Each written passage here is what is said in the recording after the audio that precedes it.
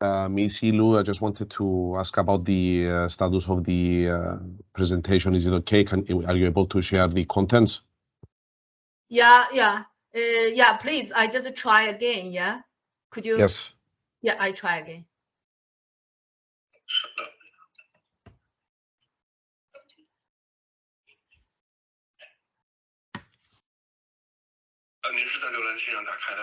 对，等会儿我先这边还连着线，等会儿再说。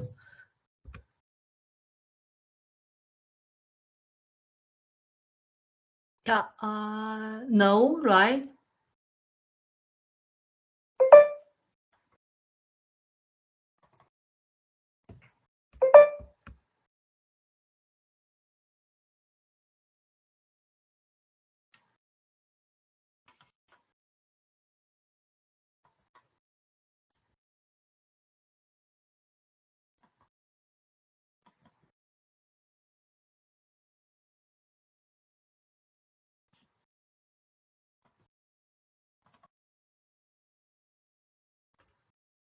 Now it's working.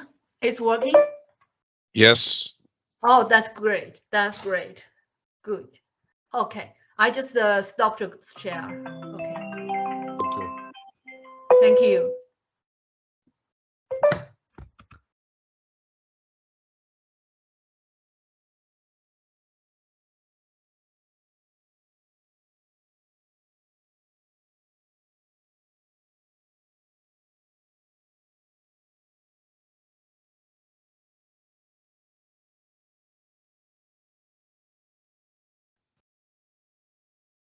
Okay, I believe we are in a position to make a start. First of all, I would like to say good morning, everyone. I'm Menelaos Xenophontos from the Cyprus Chamber of Commerce and Industry, and I will be the moderator of today's webinar.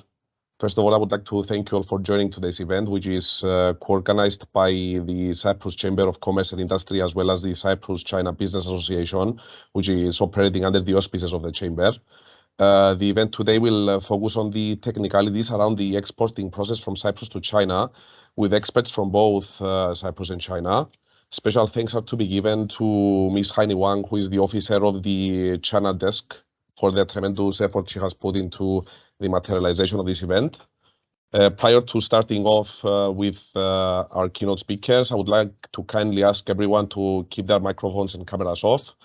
Anyone who is not a speaker has been marked as an attendee to this team's invitation, and as such, your cameras and microphones have been switched off. And if you have any questions, please state them in the chat box, along with the person that the question is addressed to, and they will be attended in the dedicated Q&A session, which will occur at the end of the speeches and the presentations. And lastly, I would like to inform you that the event is being recorded. Now we'll move on to the opening remarks. We're going to start off with Mr. Christodolos Angastigniotis, who is the president of the Cyprus Chamber of Commerce and Industry, but unfortunately, he will not be able to join today's event, and his remarks will be given by the manager of the Department of International Relations and Economic Diplomacy team, Mrs. Liariri. Thank you, Menelaos. My apologies on behalf of the president, who was not able to attend for personal reasons, and I hereby read his address. Dear President of the China Business Association, distinguished speakers, dear guests, as the President of the Chamber, let me express my sincere appreciation for today's webinar, for despite all the difficulties, the Cyprus-China Business Association and the China Desk remain committed to the goals that were set during their inauguration, which is to improve the relations between the two countries. In 2005, the Chamber visited China for the first time, and since then, a series of activities have been undertaken in an effort to strengthen the relationship of our two countries.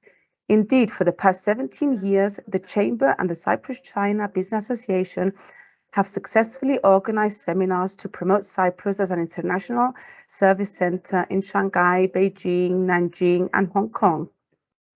Additionally, our association, and by default the Chamber, is a member of the EU-China Business Association in Brussels in an effort to offer improved services to our members. Last but not least, we also have a strong relationship with the elite Chinese business community in London and have set up a China desk in Cyprus to assist the Cyprus-China Business Association with its goals. Should the COVID-19 measures subside in China, we will also have a business delegation in the country. Given the above mentioned, I would like to thank the President of the Association, Mr. Theodoros Barbares, and his team for the excellent work they are consistently and diligently doing. Special appreciation to Ms. Heini Wang, who is leading our desk in Paphos, for all her hard work. To conclude, I would like to thank you all for attending today's informative webinar, which is of exceptional importance given the wide array of recent developments in both China and Cyprus, which render the logistics of the trading process more complex and peculiar. I strongly believe that our esteemed and diverse group of presenters will equip the audience with a robust perspective on matters which can further assist in improving the trade relations between our two countries. I wish you all health, prosperity, and following the end of the seminar, a more educated mind. Thank you, Menelaos. Thank you, Leah, for representing the President today. I will now move on to the President of the Cyprus-China Business Association, Mr. Theo Barbares. Thank you, Menelaos. Dear distinguished guests and speakers, thank you for attending today's event. It's a great pleasure and honor to host this event as a Cyprus-China Business Association, which is one of the most active associations of GEVE, exactly because there is a lot of interest to develop further the business relationships between business people of the two countries. I would like also to thank the team for organizing this event, and we have also some more events coming up later on this year. As per Mr. President of the Cyprus Chamber Association, which was read by Mrs. Leary, we have been visiting China over the years. And we have been doing a tremendous work in building further the trading relationships between the two countries. Unfortunately, in the last 2-3 years, we have been unable to travel to China or arrange for Chinese business people to visit Cyprus due to COVID. Nevertheless, the interest to develop further the trading and business relationship between the two countries remain as high as ever, and we're sure that as soon as the travel restrictions are lifted, we'll see a great influx of the transactions between our two countries. Cyprus is a small country, and China is a huge country. Nevertheless, there are a lot of common things. And especially that's why we have such a special relationship, which means that when it comes to trading, Cyprus will not aim at quantity, will aim at quality, because as one Chinese, as the ex-Chinese ambassador, when we visited him in China, said, is that, well, what if Theo or all Chinese become in love with halloumi? What will you do? Do you have enough halloumi for the whole of China? Of course you don't have. So I think we need to focus on specific things which give the distinctiveness of Cyprus, and they're going to be very special products for the Chinese. So there is interest by Chinese to buy the Cyprus products because of the authenticity of some of the Cyprus products. And that's why we're holding up this seminar, and many thanks to Menelaos and Leah and the whole team for arranging this event. And of course, Heini, who is also very, very influential in keeping us in touch with the Chinese community in Cyprus. So I really hope you enjoy this seminar today, and hopefully we'll have the opportunity to hold other events in person in the very near future. So I hope you enjoy. Great success for today's event, and thank you very much. Thank you, Mr. Barbares, for your warm remarks. I would also like to extend the apologies of Ms. Leah, who just informed me that she was not able to turn her camera on because of a technical issue. We'll now move to the presentations part of this seminar, starting off with Ms. Theodora Demetriou, who is the Director of the Department of Customs and Excise at the Ministry of Finance, who will address the requirements and regulations to export from Cyprus to China. And Ms. Demetriou, the floor is yours.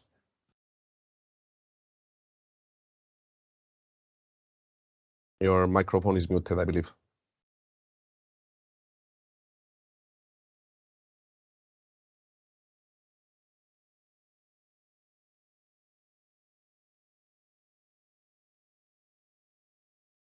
Okay, there seems to be a technical issue with the microphone of Ms. Demetriou.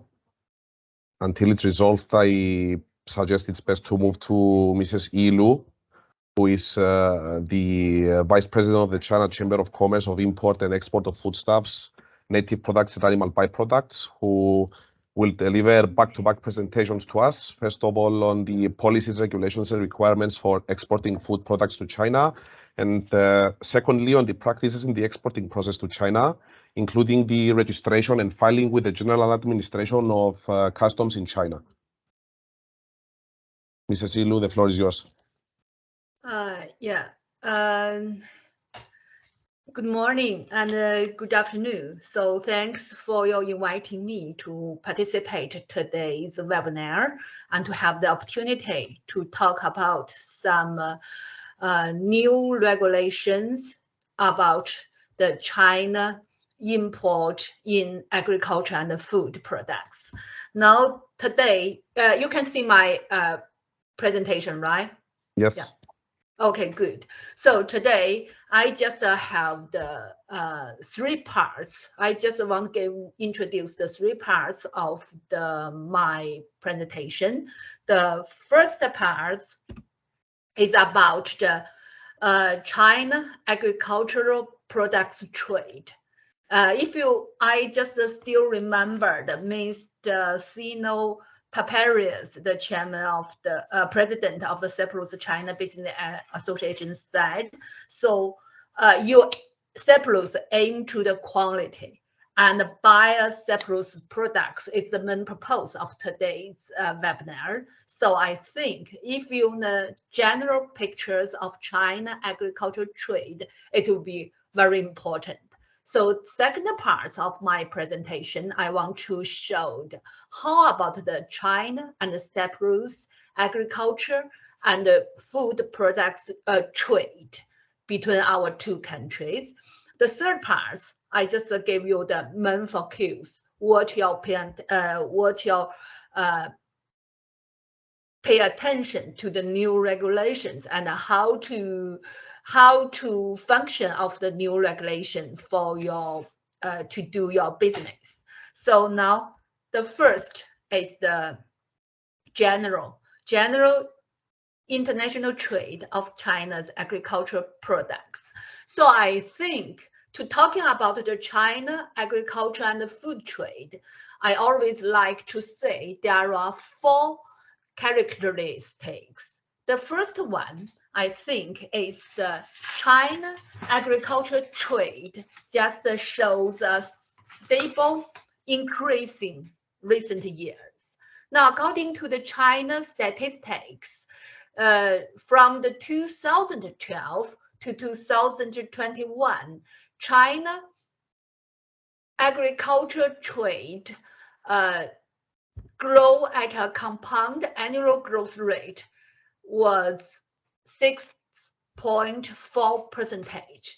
At the same time, it's the import 10 years compound annual growth rate was 7.8%, and the export was the 3.4%. So that means the China agricultural trade, it shows a stable increase. This is the first one, the first characteristics. The second one is about the China agricultural trade is the deficit. Why I say the deficit, trade is the deficit, just for example, last year in 2021, China, the total trade deficit is the 135.47 billion US dollar. That means China import more than we export. So this is the second categories. So we can see this year's the top 8 months China agriculture trade value is the 219.85 billion US dollar. Year-on-year growth rate is 10.3%, and the export value is the 64.06 billion US dollar. Year-on-year growth rate is 23.1%, and the import value is the 155.7. Mrs. Lu, can I stop you for a minute, Mrs. Lu? Mrs. Lu? Yeah, we can. Your slides are not changing. We cannot. We are still on the first screen. Is this correct? Oh yeah, but for me it's a change already. Oh my, sorry. Now you can see the. Let me see.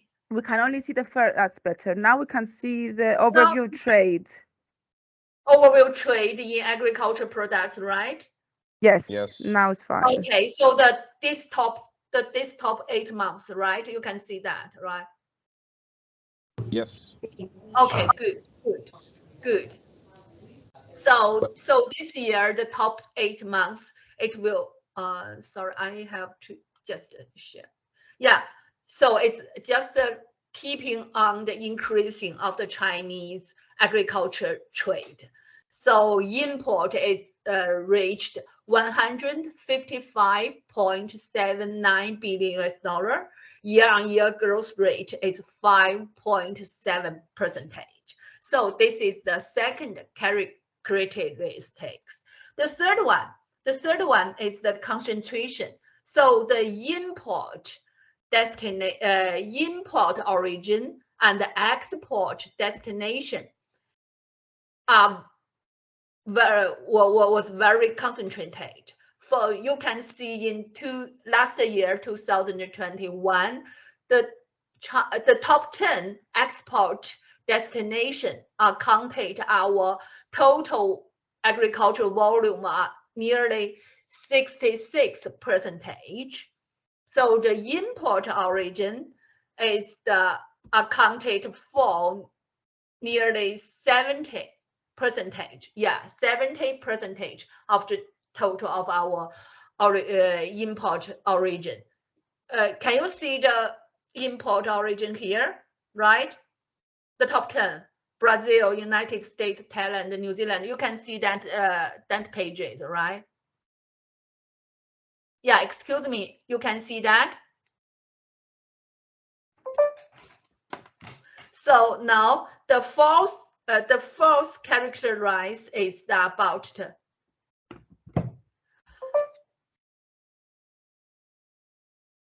oh my God, my colleague told me.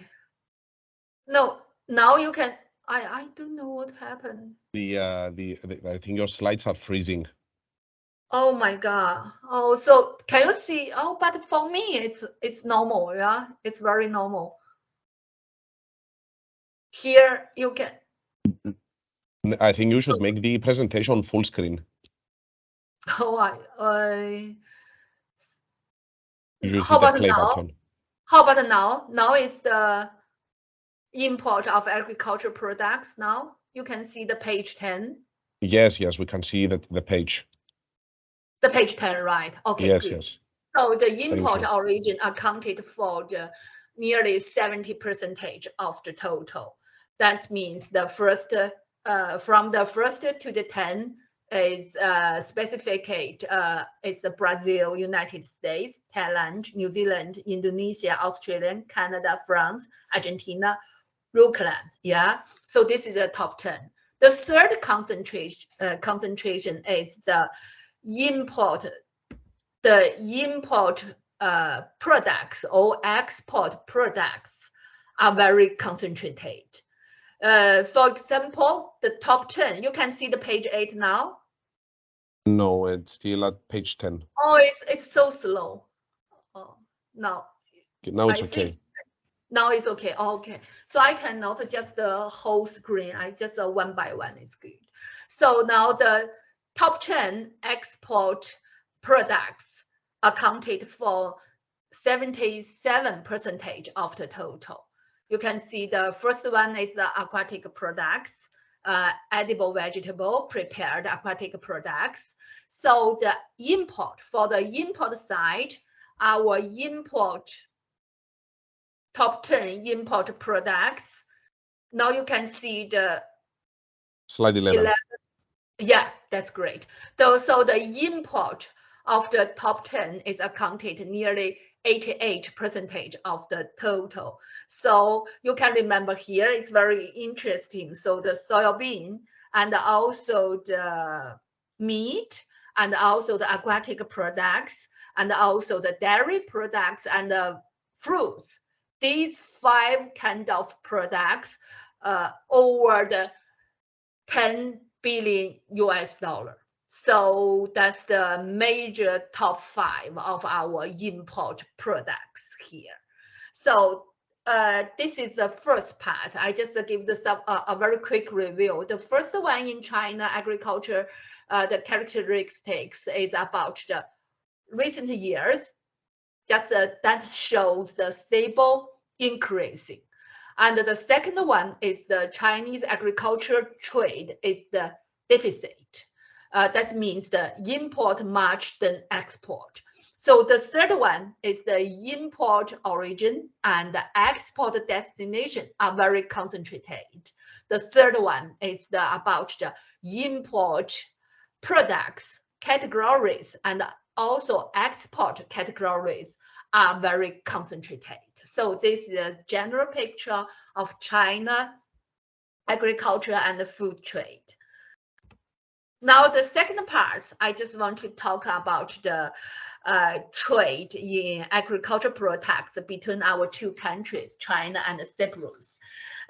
Just like the, also I just heard very clearly about Barbares, the president Barbares said, so it's a small country, but I think it's only the agricultural trade between China and Cyprus, and now the scale is not so big, but the increasing of the trade value is possible, I think. Now let us see what is the pictures of that. So last year in 2 countries, the agriculture trade is about let me see, it's about 21 million US dollar last year. That means it's the down compared with the last year, it's the down 3.5%. But we can see the long term, the 10 years from 2012 to 2021, these 10 years, the agriculture trade compound annual growth rate is about 1.2%. So 1.2% is the increase. It's not the down. But what is the major one? Let us see. So China export to Cyprus is 8.19 million US dollar last year. It's a decrease of the 5.5%. And the 10 years China export agriculture to Cyprus, the 10 years compound annual growth rate is decrease. Decrease is 8% of the decrease. But we import is another picture. We import last year, we import is the 12 million US dollar from Cyprus. And although it's the decrease 2.2%, but we can see the 10 years from the 2012 to 2021, 10 years compound annual growth rate is 31.8%. So that's why I said it's the increasing of the trade value is possible. So we export to Cyprus is mainly about the vegetable, fruit, and other products, aquatic products, oil seed, prepared aquatic products, and the other things. So we import from Cyprus. The major one is the vegetables, fruits, nuts, and other products. And the beverage ranked second is the beverage, wine, and vinegar. Ranked third one is miscellaneous edible preparation. Ranked fourth one is the animal and the vegetable oil and other decomposition products. The fifth one is the edible fruits and nuts. So I think the Cyprus have a very special agriculture and geographical area and agriculture products. Now, with the cooperation with the bilateral industries and companies, so I think we can find some more specific products exported to China as well. So I think that's why we have the possibility to increasing our trade value in the future. So this is the second part. The third part, I just want to talk about the new regulations. You are very pay attention, very concerned about the new regulations. That means the by GACC. That means the regulations of the People's Republic of China on the registration and the administration of overseas products of imported food. So some of your industries, I think, are very familiar about these regulations because they have registered successfully, and they also did the main business. They have already been done the business consistently, because these top 8 months, we also import a lot from the Cyprus, right? So I think talking about this regulation, it's a very new one. It's a very new one. So I just want to I don't want to mention all about my presentation. I have already shared my presentation to the organizers already. So I think I just mentioned some of them. So very important one is about the implementation time, the scope of overseas facilities subject to registration requirement, and the method. That means the second part. So the second one, I want to introduce the third part of my presentation. Foods shall be recommended by the competent authorities. So, and the third one is the registration requirement during the recommendation by the competent authorities. And also the fourth one is the registration requirements for application for registration by themselves or by agents. So now let's begin the next page. So this one I don't want to give because of the regulation we just based on the upload and other laws and other administrative regulations. So the major one is the food safety law of the China, PR China. So this is the base. And the third one, the second one is the implementation time, the scope of overseas facilities subject to registration requirement and the method. So of course, the regulations come into effect from this year. the beginning of this year, the first of the January this year. And that means this is a very new one, because the big change is every product or every facilities, you have to register it. That means the scope of overseas facilities subject to a registration requirement to include all the food manufacturers, processors, and the storage facilities. The product scope includes all the food products except food additives and does not include food-related products. So that means all the food should be restricted. So the general, this task will be just belong to the General Administration of Customers of the People's Republic of China. That means the JACC. JACC is responsible for the registration management of overseas producers of imported food, and the overseas producers of imported food shall obtain registration with JACC. That means if you don't receive the registration, that means you have to stop export to China. Of course, if you have already done it, you can just continue to export to China. So this registration does included four types of the four types. The first one, it should be recommendation for registration by competent authorities of countries or regions. The third one is application for registration by producers themselves or by agent.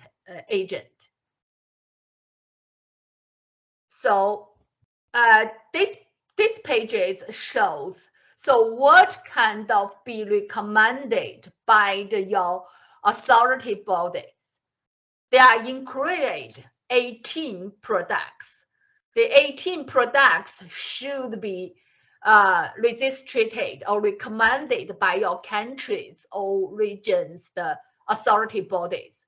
These 18 products are specifically included meat and meat products, sausage casings, aquatic products, dairy products, bird nuts and bird nuts products, beer products, eggs and egg products, edible oils and fats, oil seeds, Stafford wheaten products, edible grains, milled grain industry products and melt, fresh and dehydrated vegetables and dried beans, condiments, nuts and seeds, dried fruits, and roasted coffee beans and cocoa beans, foods for special dietary purpose, health foods. So which one? I just checked the registration webinar.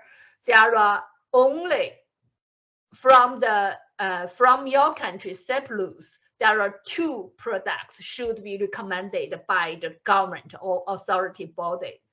It's the first one is the dairy products, and the third one is the condiments. So these 2 kind of products we import from Cyprus.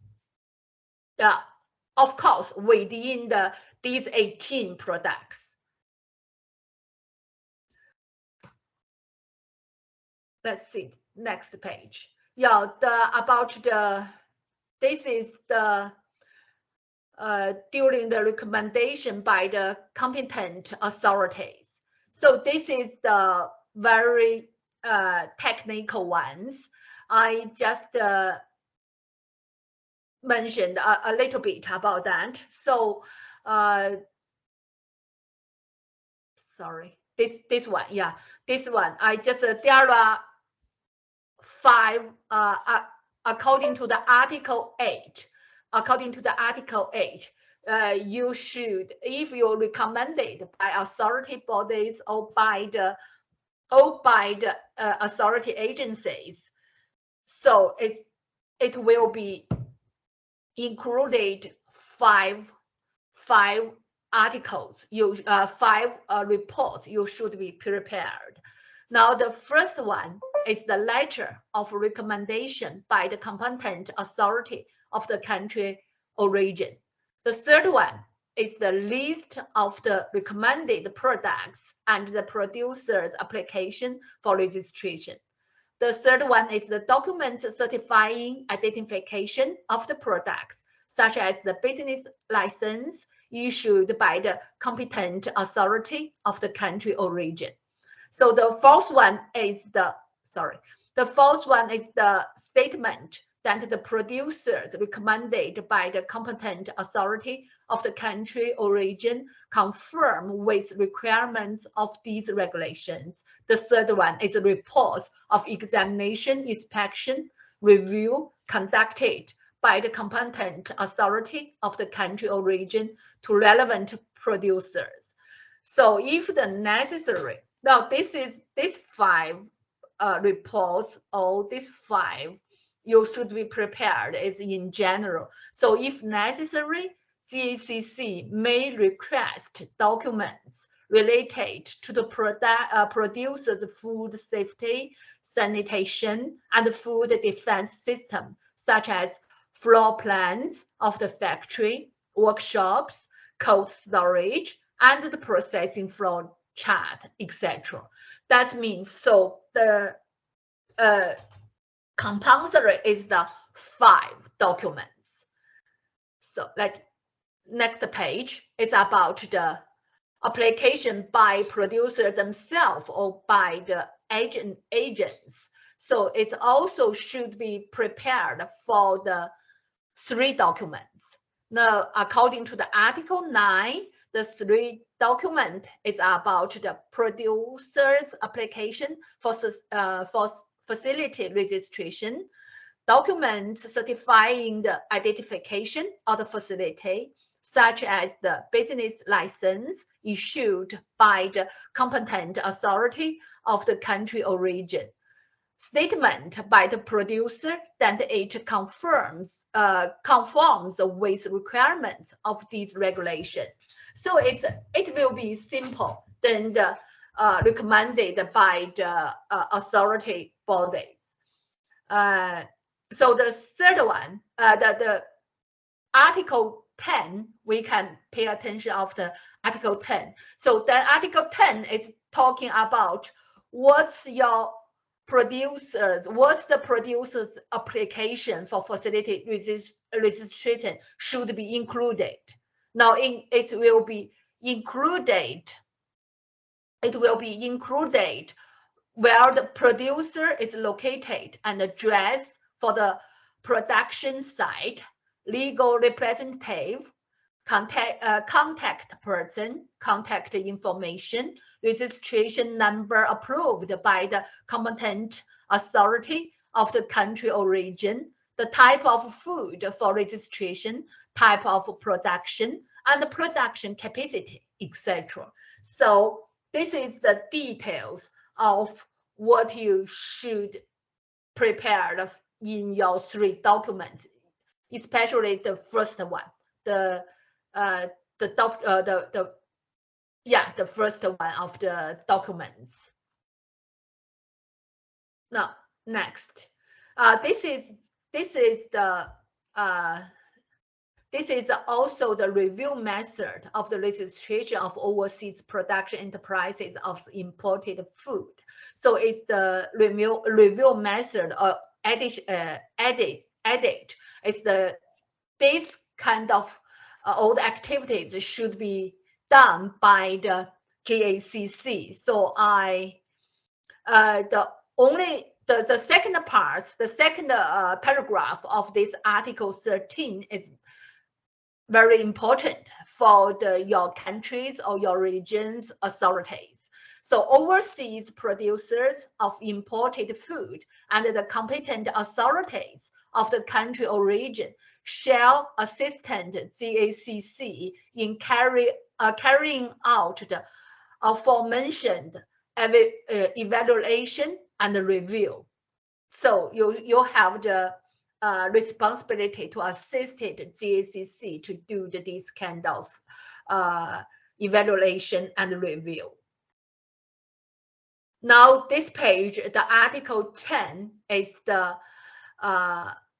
validate period of the registration for overseas producers of imported food. So the registration for overseas producers of imported food will be varied for 5 years. So this 5 years is very important because now some of your registration have now nearly reached 5 years already. Yeah, you should be to just submit the documents again between your expire date 3 to 6 months before the within the 3 to 6 months before the registration expires. You now for this one, I want to talking a little bit much about that because I heard from many of our dairy import companies or overseas dairy producers, because their registration the years is nearly 5 years. So they have to submit the documents again for re-registration. So now they are faced some issues now because some of the information may be disappeared from the system. So you should be submitted by your authority bodies again to submit all the information again, because I just mentioned before, you have 2 products should be recommended by your authority bodies. One is dairy products, the second one is condiments. So now all the dairy exporters or producers should be pay attention to your registration years. It's nearly 5 years, or if you're nearly 5 years, you must done at once. Now, so it's very now it's a little bit easier for the registration review. Should registration review the documents, only the 2 documents. The first is application for review of registration. The third one is the statement promising to continuously conform with the registration requirements. But why I say much about that, you should just pay attention about recommended by your authority, because I'm afraid maybe some information is disappeared in the system. You should pay attention to that. You should double check with your authority bodies in your country, and also you can check on the platform. Later, I just tell you which is the platform you can check. So the registration, the varied period of the registration is 5 years, the same period, 5 years. Every 5 years, you should register it again. But don't forget, you should within the 3 to 6 months before your expire date. Now, I just let my colleague to do some research to check what is the major dairy products we import from Cyprus.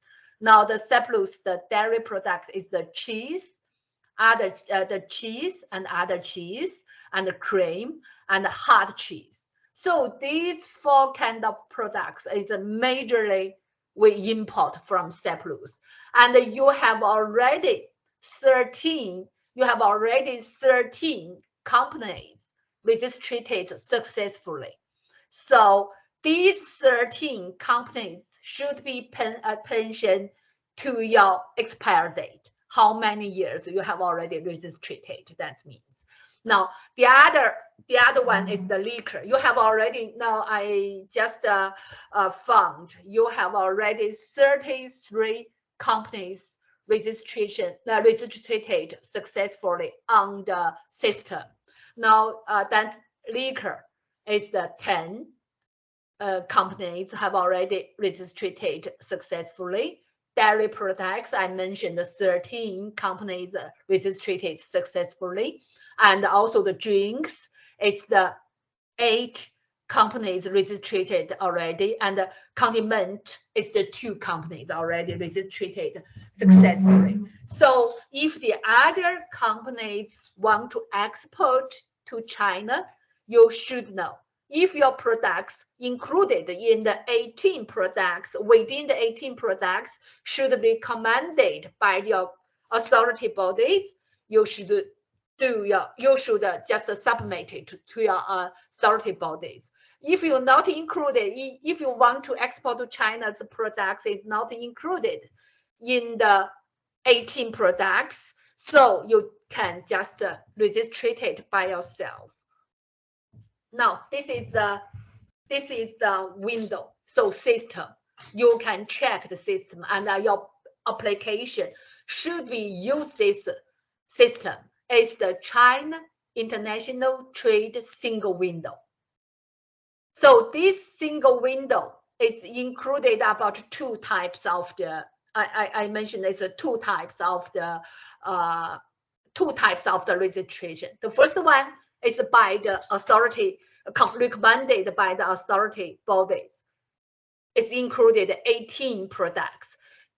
Except the 18 products, the others should be registered by the producers yourself or by the agent.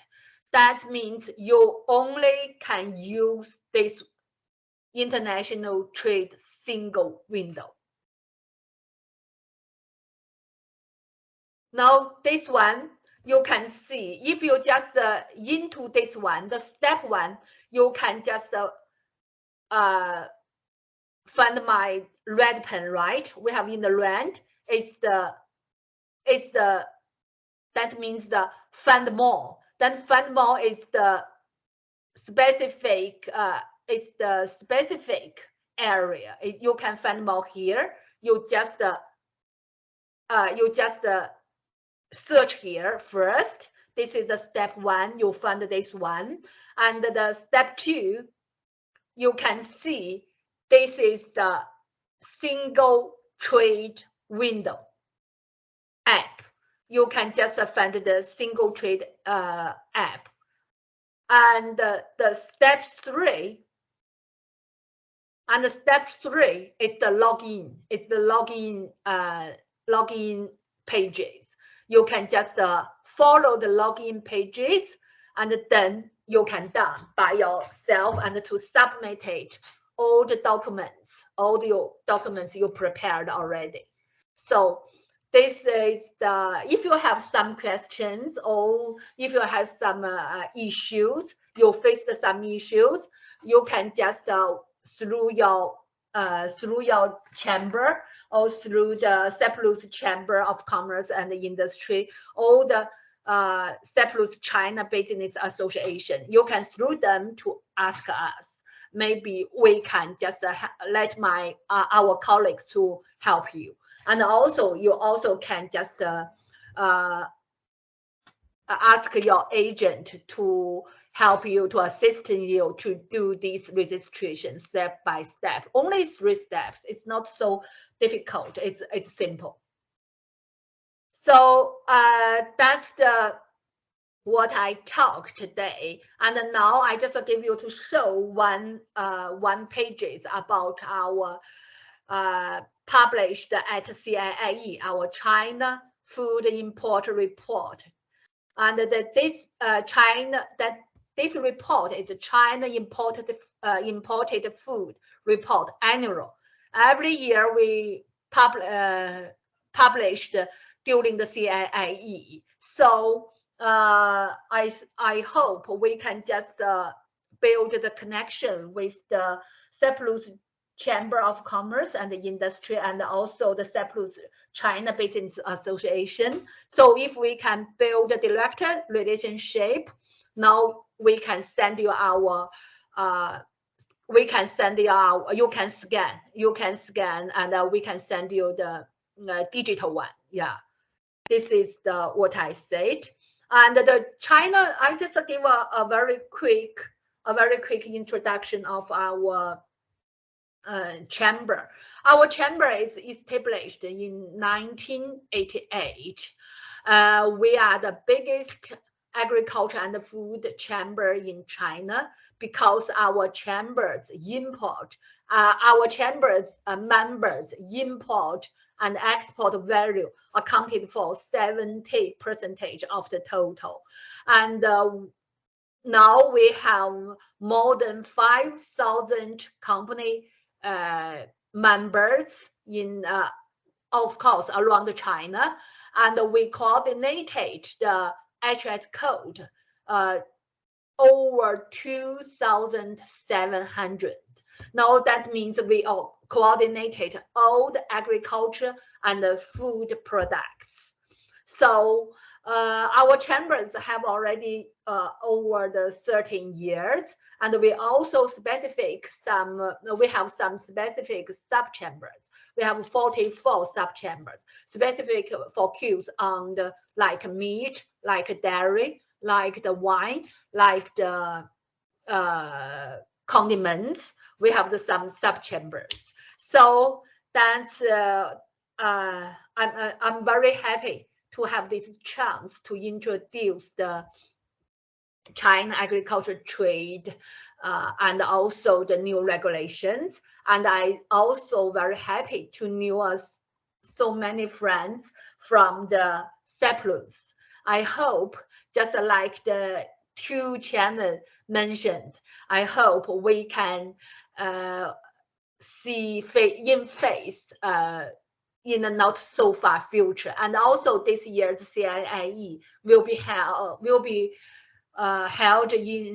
on 5th to 10th November in Shanghai. That means next month. I'm not so sure you have colleagues will be there or not. During the CIIE, we have the 3 forums there. It's the very professional forum. One is the Global Dairy Cooperation Forum. The second is the International Meat Forum, and the third one is the China Imported Food Forum. So it will be specifically held on the 6th to 7th, only half days for each forum. So if you have some colleagues in Shanghai, you are warm welcome to there. And also if you participate the China Imported Food Forum, after the forum, you can just take our report at that time. Thank you. Thank you very much. And if you have some question, no, I will be glad to answer. Thank you. Thank you so much, Ms. Liu, for the insightful and meticulous presentation, as well as for the warm invitation. Moving on now to the Cyprus side, I would like to give the floor to Ms. Theodora Demetriou, who is the Director of the Department of Customs Excise at the Ministry of Finance, and who will address the requirements and regulations to export from Cyprus to China. Ms. Demetriou, the floor is yours.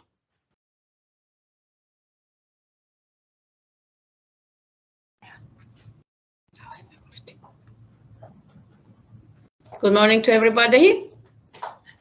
Can you hear me? Yes. Okay.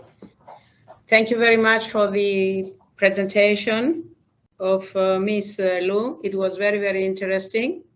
Obviously, there is room for improvement between the two countries in respect of the commercial transactions. I listened carefully to the numbers and figures and the requirements which are mandatory, let's say, to import products into China. From the customs point of view, I would give you an overview of what is exactly the process of exporting goods from Cyprus to China. Can we have the next slide, please? Okay, thank you. The legal basis as a member state, Cyprus is obliged and committed to implement correctly the acquis communautaire. Therefore, I give an oversight of the laws which are relevant with regard to imports and exports. In addition to the EU acquis, there are two national legislations, actually, which are directly concerned to goods, which are subject to excise duties and the VAT. For export goods, the VAT is not paid at the time of export. Can we have the next slide? Now, the scope of the export procedure concerns mainly the exit of goods from the customs territory of the Union, and the exit of goods entails that the Union status of goods is changed into non-Union goods. And this is actually, with regard to the export procedure or re-exportation, the main issue is whether to see whether the goods are Union or non-Union goods. For the re-export procedure, we refer to non-Union goods declared in a temporary storage declaration or also declared on customs manifest and are subject to custom formalities in order to be re-exported within 90 days. The only thing I refer to the re-export procedure is mainly due to the fact that there might be goods which are imported into Cyprus, are placed under the customs warehousing procedure, and then they are re-exported to China when the customs warehousing procedure is being discharged. And regarding A and B and C are the main issues which are used to clarify whether an export procedure or a re-exportation is to be used, depending on the customs status of the goods. Can we go to the next page, to the next slide, please? Now, how do we start the export procedure? All goods which are intended for export must be covered by a customs declaration, namely the export declaration. There are two ways of submitting the customs declaration. Either we use the standard procedure or the simplified procedure. The customs declaration is a definition which always is included in the Union Customs Law, and there are differences with regard to the specifications of the standard and simplified procedures. The simplified procedures normally require two stages procedure and depends on the choice of the declarant whether to choose the standard or the simplified procedure. Can we go to the next slide, please? On submission of the customs declaration, a person must be eligible in order to submit the customs declaration. And the customs declaration may be lodged by any person who is able to provide all of the information which is required for the application of the provisions governing the customs procedure in respect of which the goods are declared. There is a mandatory aspect of the establishment of the declarant, who must always be established in the Union Customs territory. I just make a reference to what is the declarant as is included in the Union Customs Law, and as well the definition of exporter, who is a person who is in a position to take the decision that the goods will be exported, or he is involved in the contract of the goods under which the goods are to be exported. Can we go to the next slide? For the submission of the customs declaration, there are certain requirements that must be fulfilled. First of all, the declarant or his authorized agent shall be established in the customs territory of the Union, which is the main requirement. Then the declarant or the exporter must be registered with the customs administration. Normally, we give an EORI number, and then the declarant or his authorized agent must submit an electronic customs declaration to customs. The supporting documents which are required for the export procedure are the invoices, the packing list, the export licenses if they are required, and must be in the possession of the exporter or the declarant and at the disposal of the customs authorities at the time of submission of the electronic customs declaration. With regard to the exports of food or vegetable origin, then there is a requirement that these goods are to be controlled by the health services. In the case of the animal products, these are controlled by the veterinary services. Since I've seen the slide presented by Mrs. Lu, which contains all the cheese products which are exported to China and animal food, these exports are to be controlled by the competent authorities, which are the health services and the veterinary services. And the obligation to present to customs certificates with regard to these goods rest with the obligation of the exporter. Is not a matter of customs. But if there is a requirement that a certificate is necessary for the importation of these goods in China, these are declared on the customs export declaration, and we don't allow the exportation of goods if the certificates are not presented to customs at the time of export. And for the acceptance of the customs declaration, the presentation of goods to customs is a necessary requirement. Now, what are the steps of placing the goods under the export procedure? Upon submission of the customs declaration, the first step is the acceptance of the customs declaration by customs. Is no need to say that the supporting documents are declared on the customs declaration and are subject to scrutiny. Then the second step is the verification of customs declaration, which might be for physical or documentary control. If it's a documentary control, all the supporting documents to the declaration are scrutinized by the customs officer, or if there is an indication on the basis of our risk analysis for physical control, then the customs officer proceeds with the physical examination of the goods, and he annotates his remarks of examination on the customs declaration. Once he's satisfied, then he releases the goods for export. And since the export procedure consists of two stages, the export and the exit, then we have, first of all, once the goods are, the documentary control and the physical control is carried out and satisfied, we release the goods for export. And then we allow the goods to proceed to the customs office of exit, where if the export officers are satisfied, they release the goods for exit. Can we go to the next slide, please? There are two kinds of exportation. We have the direct exportation and the indirect exportation. Direct exportation takes place where the goods leave the Union Customs territory for a destination to a third country.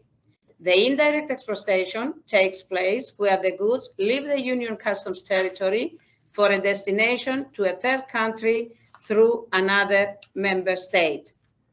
And this is the case from the pandemic, because everybody knows that during the pandemic, the routing of the means of transport was changed.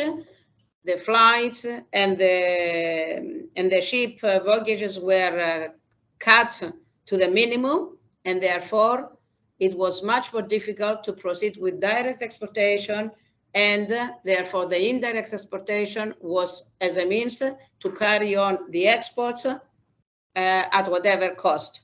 The export formalities, including the physical control of the goods, are carried out at the Customs Office of Export, and the goods for which the export formalities have been carried out at the Customs Office of Export are always subject to controls of under customs supervision, and contrabands at the customs office of exit.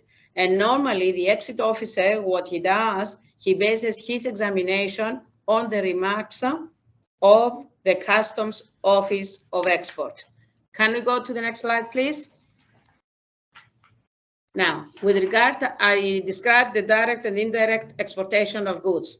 In both cases, there is a different application of the procedure. In the case of direct export, we have the issue of the export accompanying document and the release for export.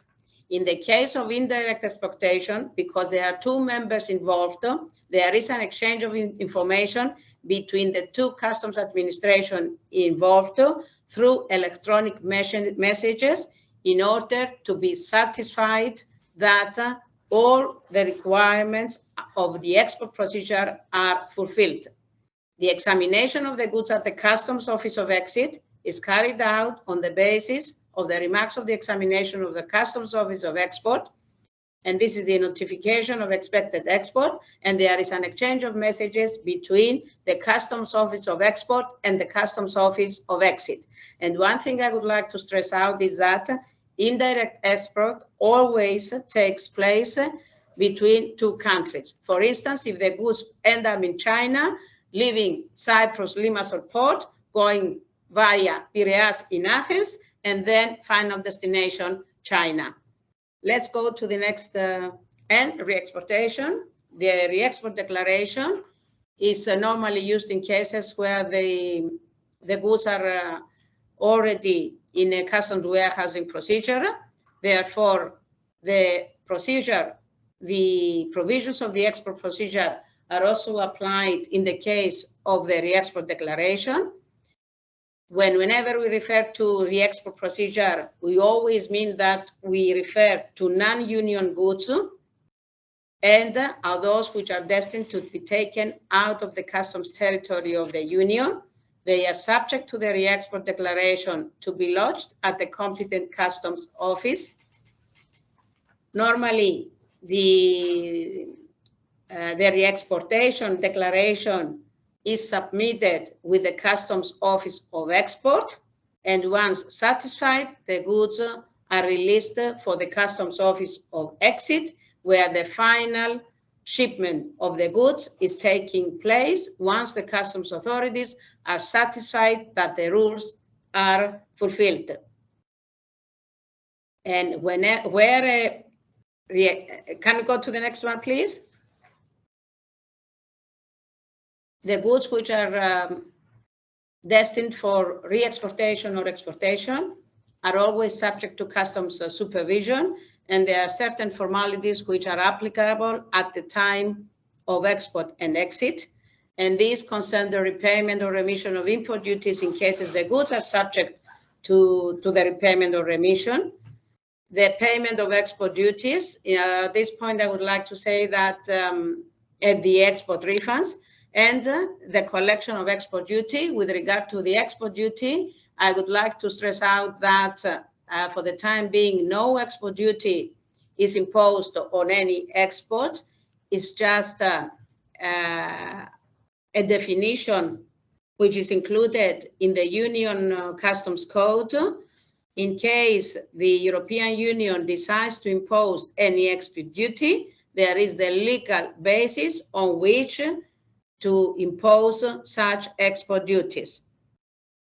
The formalities required were provisions in force with regard to other charges, and then the application of prohibitions and restrictions, which mainly concerned the public morality, the public policy, the public security, the protection of health and of human animals or plants, the protection of the environment, the protection of national treasures, processing artistic, historic, or archaeological value, and the protection of industrial or commercial property, including controls against drug precursors, goods infringing certain intellectual property rights and cash, as well as the implementation of fishery, conservation and management measures and/or commercial policy measures.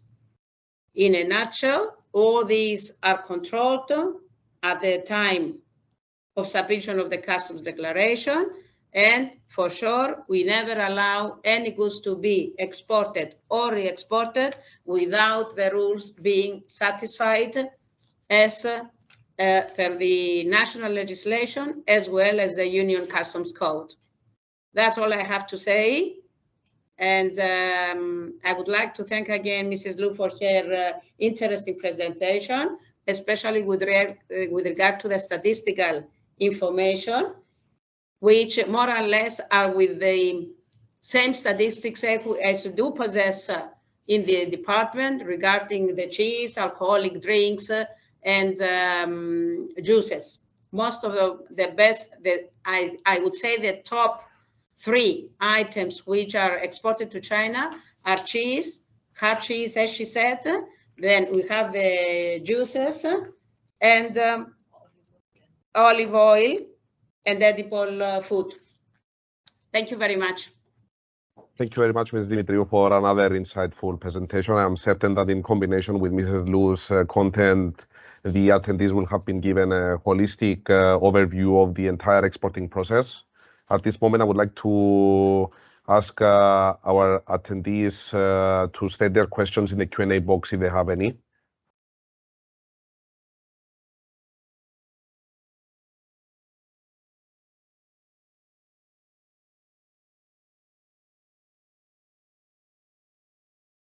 Okay, so we don't have any questions. At this point, I would like to thank each and every one of you for attending this very insightful seminar, as well as thank the president of the association, Mrs. Liu and Mrs.